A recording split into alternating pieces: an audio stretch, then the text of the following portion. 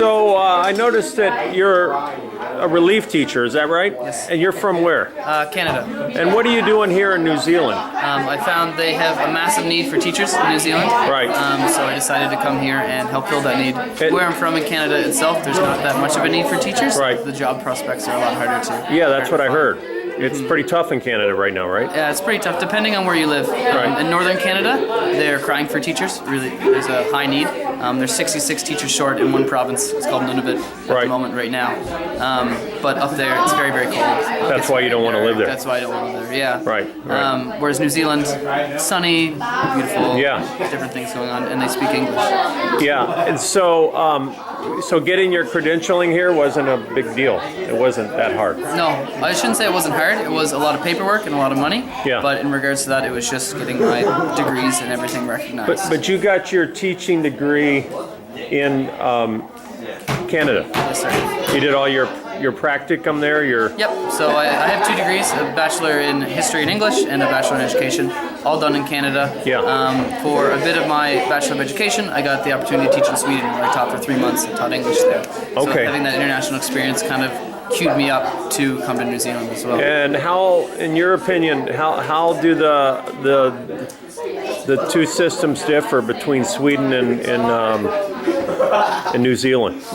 What have you noticed some of the big differences? At the Swedish level, I taught at the intermediate and high school level. Right. Here, I'm focused mainly on the intermediate level, but I have done high school classes. Okay. And I find in Sweden, again, it's very flexible, but it's still a teacher, one classroom, one teacher, one classroom. Where in New Zealand, I find there's a lot more focus on shared learning areas, on communal learning as well, and on how they're going to impact their community.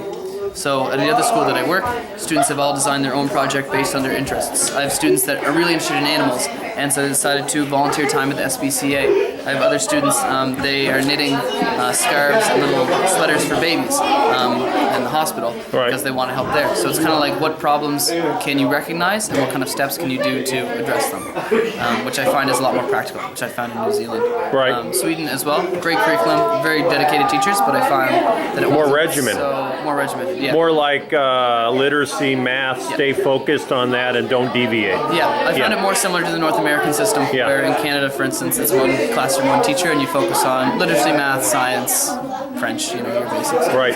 But when you say one classroom, but the kids, are the teachers subject specific, or they all teach the same? Subject specific. Right. Subject specific, yep. In middle school over there. Yeah. Where here they stay with the same teacher, pretty much. I'm a real big fan of that because I find you get to build a different relationship with the students. Really? A lot deeper relationship with the students. Right. It's easier for marking as well because instead of marking the same project 90 times, 120 times, you can mark 4 different assignments for a group of students. So that way you can kind of get a spread. Something that I really enjoy about the New Zealand system in particular is their focus on fitness. Where in Canada we have physical education or gym class where students would go 3 times a week, where in New Zealand they have fitness time.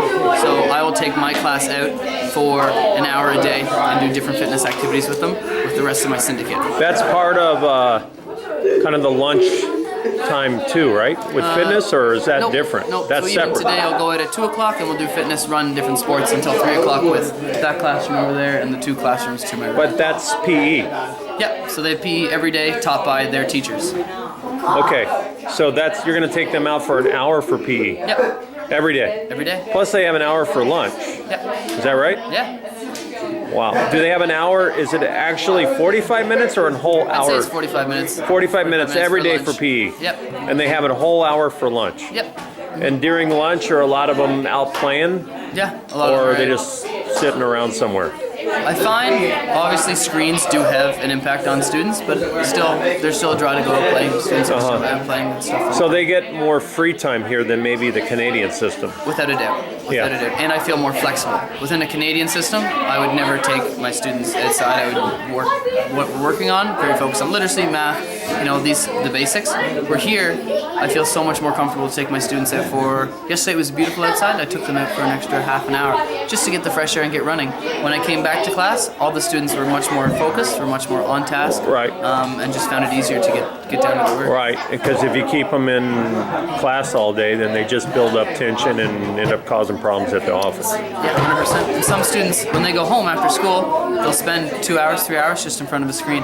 Right. They don't get that physical activity at home. Right. It'd be great if they did, but some, a lot of students aren't. Right. So based on the Canadian system, the Swedish, or this, you like this the Much prefer best? this one. Yeah, I'd say this, and then Swedish system comes second. Canadian system is great, but I think it does still have some areas of growth. Yeah. And I can't speak to the entire Canadian system because I've only worked in one province. Right. Similar to the United States, where different provinces, different systems. Right. I much prefer the system. Even you look at the design of the classrooms. They glass doors, big glass windows, right? Right. Very cool. I can see right now. I can see my students working. Yeah. Right? Yeah, I Canada, agree with it's you. A wooden door, a small glass window. Right. You know, traditional schools. Again, I can't speak to all Canadian schools because there's some that are doing amazing work. But I'm a much bigger fan of this kind of flow and this open environment. Right. And do you think this open environment, like a lot of kids are just messing around, or a lot of kids on task? I think a lot of kids are on task. Yeah. 100%. You do have students that fall off task and do mess around. And Right. I think it's the job of the teacher to get students back on task and get them on Okay. there. And if they're repeatedly off task, then one, that'll reflect in their marks, and two, there's different steps Right. to take with. Right. So some of your kids are over here, right? Are some of the kids here? Nope, that's a separate classroom. That's a So separate classroom. Some of my students are working in that room there, Okay. and then other students are in the learning street. So is there over here? Is there a teacher over there with them, or are they just learning, working by themselves? Just working by themselves. Okay. Independent work. Right. Working as well, working by themselves, and then down in the hallway, they're working with students from other classes, students with other teachers and other. You're right. And this is pretty common here. Yep. This type of Every school at intermediate level that I've been to has Really? some sort of shared learning area. wow. Yeah. It's spectacular. It's something I've never encountered in Canada. Yeah. You know, I'm not sure if it's very common in the States. I'm sure some schools may have it, but I don't know. if it's This would be a widespread. common in Finland. Yeah. Something like Finland would be very open like this. I think it's important, particularly at this age, for students to learn independent skills where they can work by themselves, they can motivate themselves, Right. and if they're having issues, they can either solve those issues or figure out what Right. they're going to ask to assist them. So these kids are working on what type of stuff today? Like project? Yep. Like what? A PowerPoint? Is that what they're doing, or what? Yeah. Slides. Slides for what? What's your project? We're doing facts about the countries that we chose. We're doing Oh. America. So, yeah. So you're doing America, huh? Yeah. Wow. And then what are you going to do? A presentation later to the class? Is that Yeah. If we have time. if you have time? Yeah. I'm only here for the day, so Uh-huh. he may choose to pick up this project tomorrow. This is just something that I Okay. classes because I'm from another country. Sure. I think it's important for students to learn about other countries, Oh yeah. other cultures. Oh yeah. Yeah. So start off with obviously your basic things, population, and then move into what is culture. We talked about different things, aspects Yeah. of culture, and Is the teacher pay better or worse than Canada here? depending on where you live in Canada. Where I'm from, the teacher pay is better. It is.